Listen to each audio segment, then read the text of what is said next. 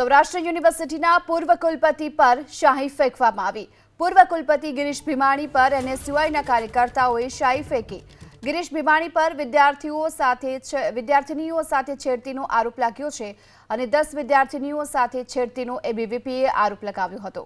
અમરેલી કોલેજની વિદ્યાર્થીનીઓ ગઈ હતી આબુ પ્રવાસે અને આબુ પ્રવાસ દરમિયાન વિદ્યાર્થીનીઓ સાથે છેડતીની ઘટના બની। આ પ્રકારનો આરોપ એનએસયુઆઈ તરફથી લગાવવામાં આવ્યો છે। ત્યારે હાલ તો આરોપને લઈને જ શાહી ફેંકવામાં આવી હતી। નશાની હાલતમાં છેડતી કરી હોવાનો ગિરીશ ભીમાણી પર આરોપ લાગ્યો।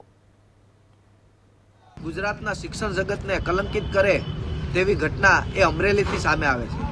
અમરેલીના એક પ્રતિષ્ઠિત સંકુલની અમુક વિદ્યાર્થીનીઓ પ્રવાસ માટે આબુ ગયેલી હતી। ત્યારે ત્યાંના ડાયરેક્ટર અને સૌરાષ્ટ્ર યુનિવર્સિટીના ભૂતપૂર્વ કુલપતિ અને ભાજપના કાર્યકર એવા ગિરીશ ભીમાણી પણ તેમની પાછળ ત્યાં આબુ ગયા હતા અને મળતી માહિતી મુજબ આ ગિરીશ ભીમાણી દ્વારા ફૂલ દારૂના નશાની હાલતમાં એ વિદ્યાર્થીનીઓ સાથે છેડતી અને અડપલા કર્યા છે એવી વિગતો અમારી પાસે મળી રહી છે। ત્યારે ગુજરાત એનએસયુઆઈ દ્વારા આજે જે સંસ્થા સાથે જોડાયેલા છે પોતાની કોલેજ છે એ કોલેજની બહાર ગિરીશ ભીમાણીનું પુતળું બાળી અને આજે એનએસયુઆઈ દ્વારા વિરોધ પ્રદર્શન કરી રહ્યા છે અને ગુજરાતના શિક્ષણ વિભાગ અને સરકાર પાસે એક માંગ કરી રહ્યા છે કે આ ગિરીશ ભીમાણી ઉપર કડકમાં કડક પગલાં લેવામાં આવે।